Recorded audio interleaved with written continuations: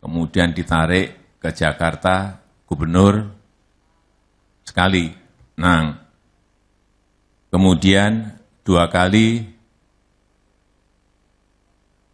di pemilu presiden juga menang. Mohon maaf Pak Prabowo.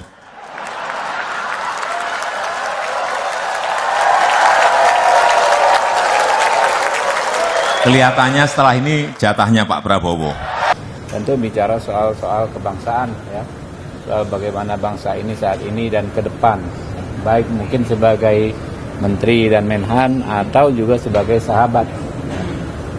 Ya nggak tahu secara spesifik, tapi yang jelas kalau kita melihat bahwa dua beliau tersebut memang bestie lah kalau istilah anak-anak zaman sekarang, ya. Jadi kalau bestie itu ada kejadian-kejadian apa saling update, saling menginformasi dan saling support. Jadi yang kita tangkap dari hubungan baik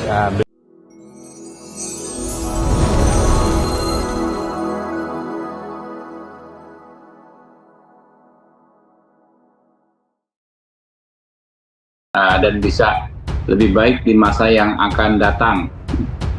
Kalau kita lihat momen-momen pertemuan Pak Jokowi dengan Pak Prabowo itu kan sebagian besar kan memang di dalam suasana persahabatan dan juga dalam suasana kerja. Artinya apa? Artinya kalau kami bisa menangkap bahwa Pak Jokowi ya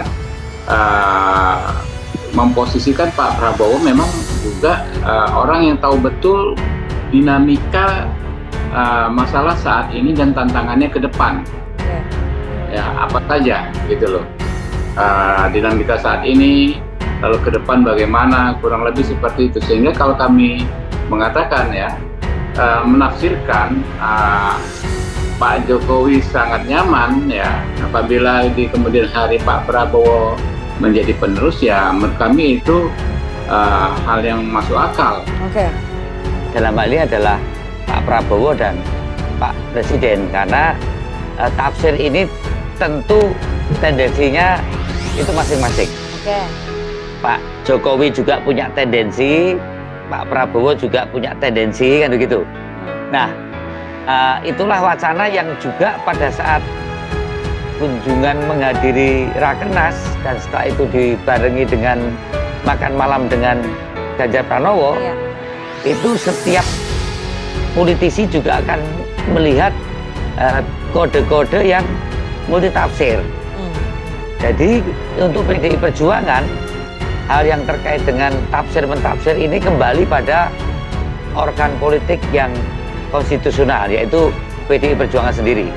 Kita tetap melaksanakan kebijakan putusan Ketua Umum yang itu senafas dengan keputusan Kongres PDI yang mengusung Ganjar Pranowo sebagai calon presiden.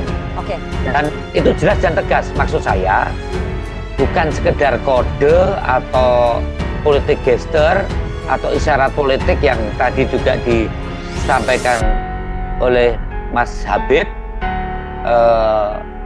Perintah atau pengusungan Ganjar itu kali ngomong kepada teman-teman kader Partai Gerindra untuk kita terus bekerja di lapisan paling bawah mendekat kepada rakyat, dan tentunya seiring dengan itu perkembangan dinamika politik termasuk juga dukungan berbagai pihak, kemudian juga kedekatan Pak Prabowo dengan Pak Presiden itu juga sedikit banyak menyumbang terhadap elektabilitas partai, karena kita tahu bahwa kepuasan masyarakat terhadap kinerja pemerintah pada saat ini semakin tinggi, dan kita sama-sama tahu bahwa Pak Prabowo adalah bagian dari pemerintahan. Tentu bicara soal kebangsaan, ya, soal bagaimana bangsa ini saat ini dan ke depan, baik mungkin sebagai menteri dan menhan atau juga sebagai sahabat. Ya nggak tahu secara spesifik, tapi yang jelas kalau kita melihat bahwa dua beliau tersebut memang bestie lah kalau istilah anak-anak zaman sekarang, ya. Jadi kalau bestie itu ada kejadian-kejadian apa saling update, saling menginformasi dan saling support. Jadi yang kita tangkap dari hubungan baik Pak Prabowo. Artinya apa? Bahwa manuver dari Pak Jokowi sendiri per hari ini masih memunculkan spekulasi di antara elemen-elemen di dalamnya. Dan ini menegaskan bahwa narasi besar keberlanjutan sebenarnya mengalami split di sana. Dan ini tidak mudah. Sepertinya Pak Jokowi mencoba untuk menjadi deadlock breaker di antara dua kekuatan yang ada, yaitu pro Pak Ganjar yang dimotori oleh PDIP dan juga pro Pak Prabowo yang dimotori oleh Gerindra.